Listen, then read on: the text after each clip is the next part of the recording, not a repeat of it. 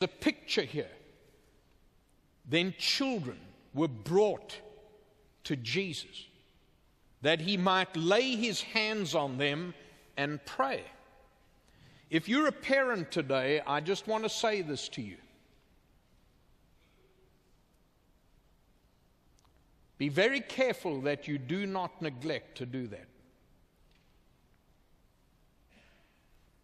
As your pastor, I'm just telling you what God says. Don't sidestep and bypass what Jesus showed us that we must do with our little ones. The children were brought to him that he might lay his hands on them and pray. The disciples, however, rebuked the people. But Jesus said, no, let the little children, suffer the little children to come to me, and do not hinder them, for to such belongs the kingdom of heaven.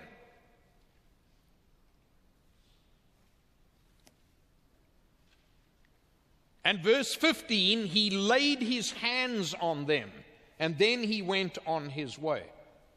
Just very quickly, I want to put this in front of you, and then I'm going to share with you some of the questions our little ones have been asking of me.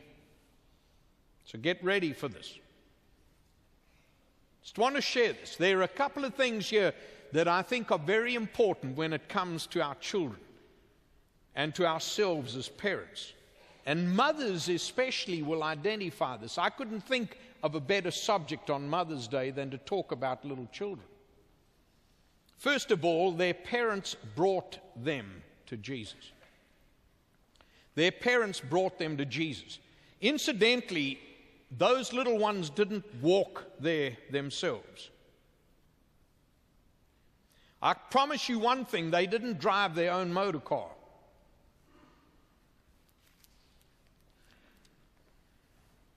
I want every person here, and if this is almost a ridiculous question, if you're a parent, or let's just stick to parents, not grandparents, so I'm not going to raise my hand right now.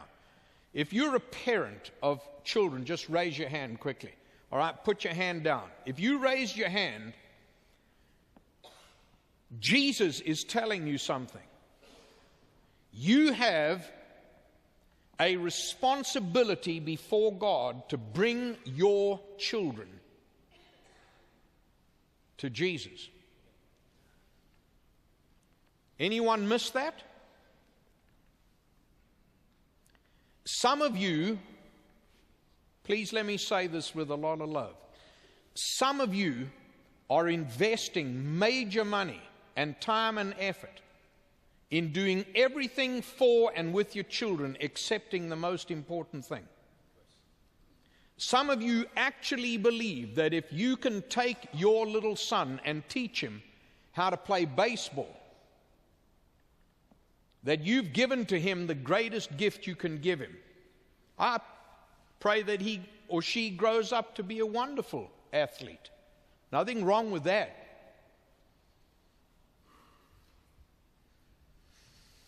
Sometimes people say to me, well, what is it about the church?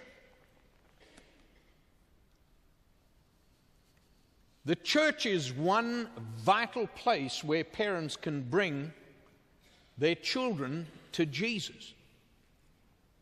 Because everything in the church is centered in the Lord Jesus Christ.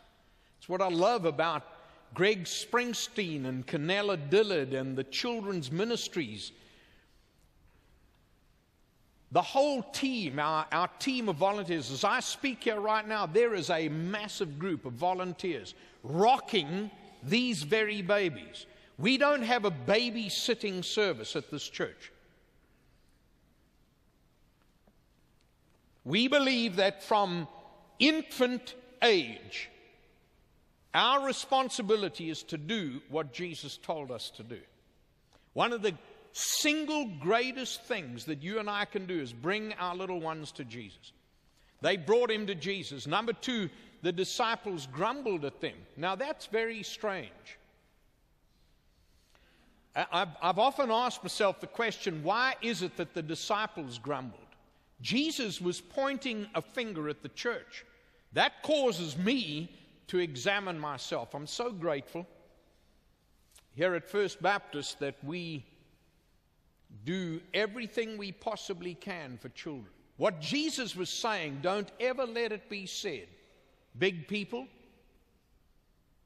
that you ever grumble about whatever is done that is necessary to present Jesus to our little ones. But number 3, Jesus spoke up for them.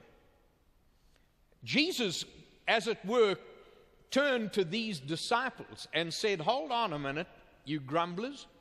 You getting in the way. Let me tell you about little ones. And what he did was he told these disciples that little ones are in fact the very picture of heaven.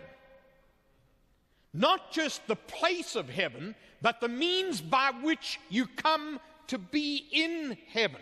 He was pointing to a simplistic, childlike faith. He was saying, come to me, just as a child comes to me. Children come in absolute abandonment. You think of little children, how they abandon themselves to the care of their mothers and fathers.